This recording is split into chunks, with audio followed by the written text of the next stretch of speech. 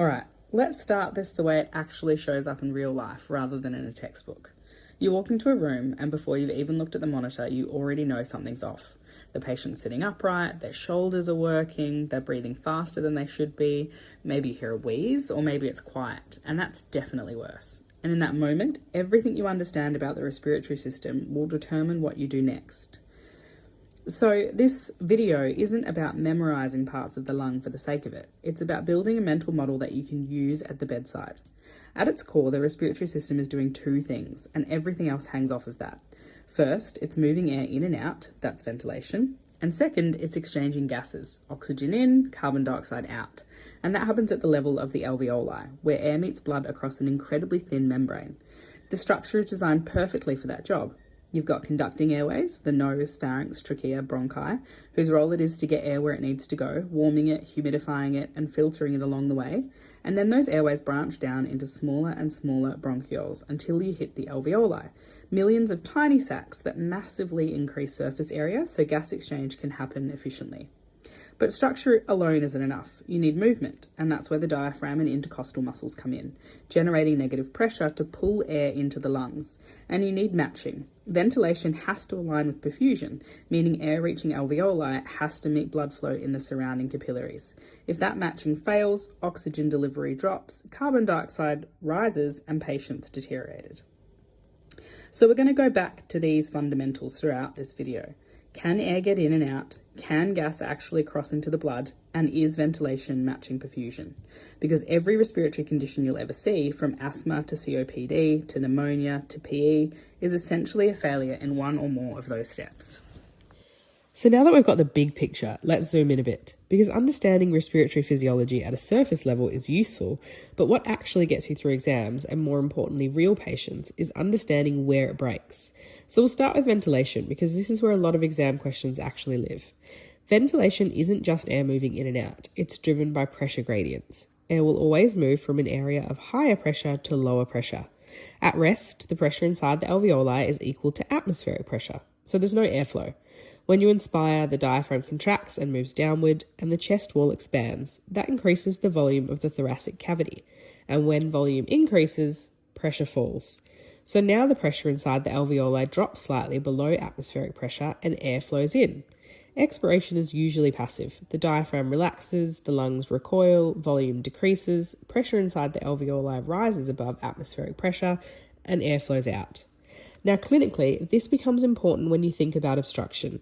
In asthma, for example, expiration becomes an active process. The patient has to generate higher intrathoracic pressures just to push air out through narrowed airways. And that increased pressure can actually compress small airways further, worsening air trapping. And that's why expiration is prolonged in an obstructive disease. Now let's talk about how ventilation is controlled. The primary driver isn't oxygen, it's carbon dioxide.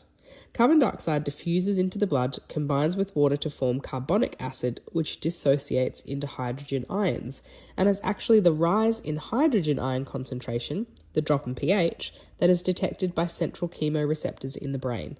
Those receptors respond rapidly and increase respiratory drive. So when carbon dioxide rises, ventilation increases. That's your primary control mechanism. Peripheral chemoreceptors in the carotid and aortic bodies respond more to low oxygen levels, but they're a secondary system in most patients. And this is why a rising CO2 is such a critical sign clinically.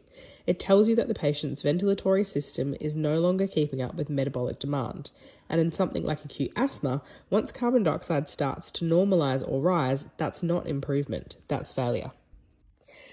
Now, once air is in the lungs, the next step is gas exchange, and this is another area that gets oversimplified. Gas exchange occurs across the alveolar capillary membrane.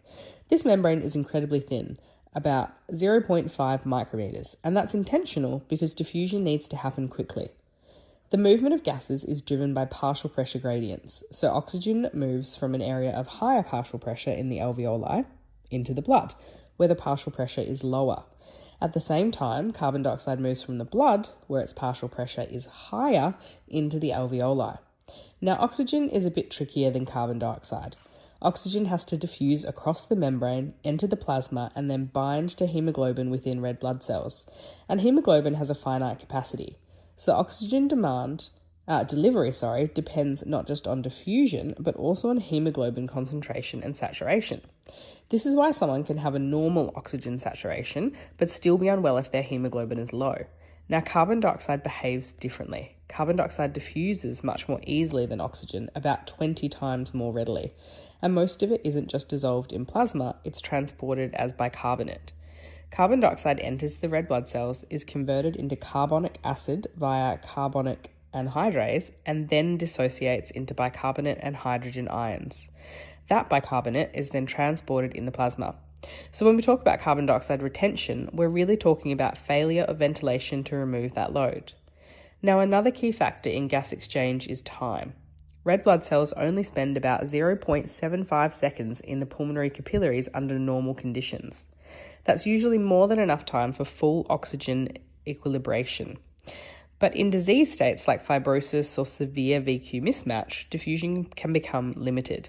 And during exercise, when transit time shortens, this can become even more pronounced.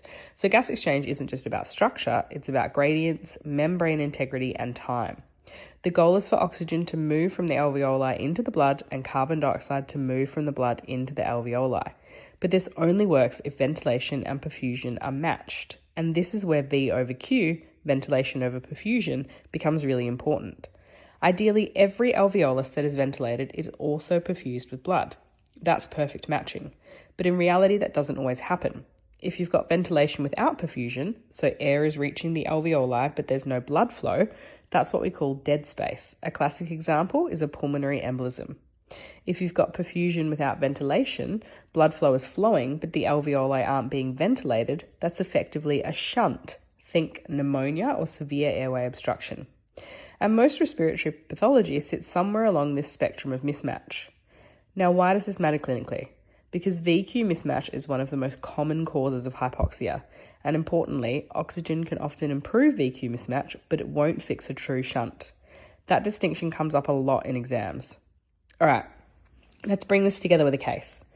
You've got a 37-year-old presenting with an acute asthma exacerbation. They're sitting upright, leaning forward, classic tripod position. They're tachypneic, using accessory muscles, struggling to complete sentences. So what's actually going wrong here? First, ventilation. Asthma is fundamentally an obstructive airway disease. The bronchioles constrict, there's inflammation, there's mucus plugging, and airflow becomes limited, particularly on expiration. So air can get in, but it struggles to get out. This leads to air trapping and hyperinflation. Now, from a ventilation perspective, this means that the patient has to work much harder just to move air. Their respiratory rate increases, their work of breathing increases, and over time, they fatigue. If that fatigue sets in, ventilation starts to fail and carbon dioxide begins to rise. And that's a really important clinical turning point, because an asthmatic who is tachypneic with low carbon dioxide is compensating. An asthmatic with a normal or rising carbon dioxide is failing. That's a red flag. Now let's think about gas exchange and VQ. In asthma, you don't have uniform airway obstruction. Some alveoli are still being ventilated, others are poorly ventilated, but perfusion is still occurring throughout the lung. So what you end up with is areas of low ventilation relative to perfusion, low VQ units. Blood is passing through parts of the lung that aren't getting enough oxygen, so overall oxygenation drops. That's why these patients become hypoxic. And giving oxygen helps because you're increasing the oxygen gradient, but it doesn't fix the underlying problem, which is an airway obstruction. So treatment is focused on reversing that obstruction. Bronchodilators to open the airways, steroids to reduce inflammation, and from a clinical reasoning perspective, your priority is constantly reassessing. Is this patient still compensating, or are they starting to fatigue? Because the most dangerous asthmatic patient is not the one who looks terrible, it's the one who suddenly looks a little bit better. Quieter chest, less wheeze, less effort, because that can mean they no longer have the energy to move air and to compensate. And you need to have escalated well before this point. So when you put all of this together, ventilation, gas exchange, VQ mismatch, you're not just understanding physiology, you're understanding why a patient looks the way they do, and more importantly, when they're about to deteriorate. For more content like this, please subscribe to my channel, ClinIQ, and follow me on Instagram, cliniq.health.